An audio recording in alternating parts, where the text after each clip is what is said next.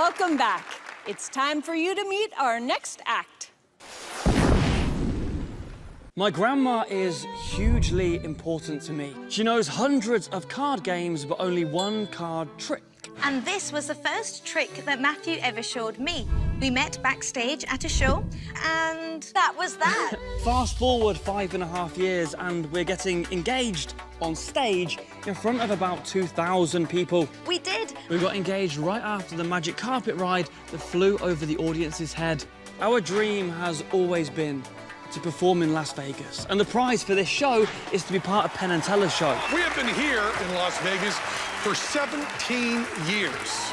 And I've heard, just a rumour, that maybe people get married in Vegas as well. A wedding and a honeymoon in Vegas? Sounds all right to me. We are definitely playing to win tonight.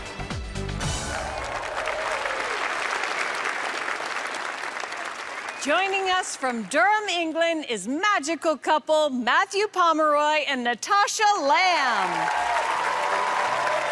For us, magic is a playground for the impossible.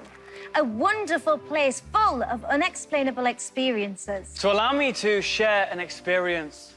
It was 1995, I was 6 years old, it was my birthday, and it was the very first time I saw and felt magic. But for me on that morning, it wasn't cards or coins, it wasn't ropes or rabbits. It was a square piece of plastic covered in stickers. A Rubik's Cube. The cube has 43 quintillion possible scrambles. And to put that into a visual perspective, it is the equivalent of covering the entire Earth with 300 layers of cubes. I got the cube in the morning as a gift, a present. I spent the whole day shuffling and scrambling until I handed it to my grandma. And just before bed, she instantly solved it. And that was it. Magic. The feeling of real magic. And tonight, I aim to give that feeling to all of you. But I begin with you. Hello, my friend, what's your name? Joe. Joe. Joe, I have a pen for you here, and I have one very simple job. Joe, I would like for you, if you don't mind, to sign that square. Yep. Do it nice and neatly, nice and clearly, and let me know when you've done that. Good work, Joe. Very artistic, thank you so much. Now, Joe, I'm gonna show this to every single person at home. Lock and cement this in your mind, just in case you see it later on. And Joe, I have one more job for you, this one far easier. I would like for you to mix, shuffle, and scramble the cube, and keep doing that until I come back to you. Whilst the cube is being mixed, allow me to share my favourite magical experience. Last Christmas, Matthew proposed to me live on stage. And as he got me this ring, I thought it was only fitting that I got him something in return. And what do you get your magician fiancé? An impossible object. A Rubik's Cube trapped and locked inside a jar. Now, this really is one of my favourite things in the entire world. And I'll show you it in just a couple of moments. Joe, a perfect job, my friend. Thank you so much for your help, and I'm going to take it back. Thank you for helping. Matthew and I are blessed to perform all around the world. And as we travel from place to place, country to country, I collect postcards along the way. And right now, we are being joined by another member of our audience. Thank you so much for joining me. What's your name? Aidan. Aidan, it's lovely to meet you. Now, Aidan, I have here postcards from all different places. For example, we have New York, we have Paris, we have Edinburgh, and Las Vegas. Oh, somewhere we would love to perform. And as you can see, they really are all completely different. And in a moment, Aidan, I'm going to get for you to choose one of these at random. But just so you know, they're not in any order. I'm going to give them a mix, just like so. Okay, so I'm going to get you to say stop whenever you want. Stop. Okay, would you like this one? Or you can have that one. I'll stick. You'll stick? Yeah. Okay, well, let's see which card you chose. Ah, London. Lovely. Thank you very much. So Tash collects postcards, and I collect Rubik's Cubes from all around the world. And I have some here. I've been using them to form a picture, a structure, and it's very nearly finished. Look. London, the exact city Aidan chose at random. Bearing in mind he could have chose any other postcard, and I gave him the chance to change his mind.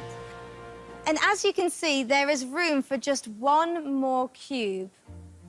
Is it possible? Is it possible that somehow, some way, the cube that you mixed, shuffled, scrambled, and signed, the cube that sat on this table since the very start could, maybe, potentially, possibly fit inside that hole? Tash, Yeah. what are the odds? The odds, Matthew, are 43 quintillion to 1. But in our world of magic, nothing is impossible. You see, if you look closely, not only is the picture perfect, but Joe, I believe that is your signature right in the very center. The joy of magic for us is providing unexplainable experiences. Tash, wait. I'm really sorry. Tash, look. I mean, I think there's one more memory, one more moment that we can share with everybody here. If you take out that cube, and if I retrieve the gift, the present that you gave me, I think an impossible coincidence has just happened here, live tonight. I'll show you what I mean. Look, if we look very closely and very carefully, you'll all see that this side matches perfectly. Not only that, if we turn it to the right, this side matches. We turn it again, that side matches. Hold your applause, please sit down. We'll turn it again, this side matches. In fact, the bottom matches, even the top matches, and that is completely impossible. My name is Matthew Pomeroy. My name is Natasha Lamb. And together we are a perfect match. Matthew Pomeroy and Natasha Lamb. Thank you for having us. Oh, that was wonderful. Thank you. Do you guys actually want to get married in Vegas? Yes. 100%. It was the thought plan and sort of it was what we spoke about way before we even knew about this show. And now that it could be a reality and a possibility, we would 100% get married in Vegas. Yes. So who do you want to marry you, Elvis or Penn and Teller? Well, Penn and Teller would be perfect. I mean, if they're available, we are. So let's merge. Yes. So Natasha, I have to know, how did Matthew win your heart? Well, Matthew brung his case around and he literally did a full theatre show in the front living room. Why not? That's awesome. So you wooed her for 2 hours with magic? Yeah, I don't think it was wooing, but luckily Tash said yes. Yeah. Okay, it's time to go to the boys. Penn, Teller, how do you think they did it?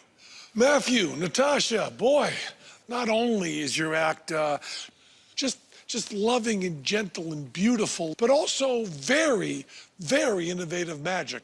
Lots of really, really clever thinking. But when you've got things that work out that perfectly, you know, things quadrillion chances of things, you know, when we're trying to say, what are the chances of this, what are the chances of that, we're forced to make decisions on how you might have done stuff. And I want to say that the selection of the cards that looks like a brand new thing. But I can just tell you that as a couple and this whole routine, you are not the only things that are attractive in this routine. There's other things that are attractive as well. And having the final thing, the London cube there spelled out, that was a whole different switch on the way you do that kind of final thing. And when that whole thing is put together, I will tell you that the way the magic is done, the whole is greater than the sum of the parts. I thought it all went together. I mean, there are a few things that were a little sticky for us, but we think we got most of it. But man, there was a lot to work out. It was a beautiful thing and really a perfect match. And we, boy, we had to put our heads together, but I think we got it. What do you guys think? It's an honor and a pleasure and a privilege to be on your show, and I think you've got us. Okay, thank you. Thank you so much. Thanks. Well, thank you so much. You guys were such a delight. So good, so good. Matthew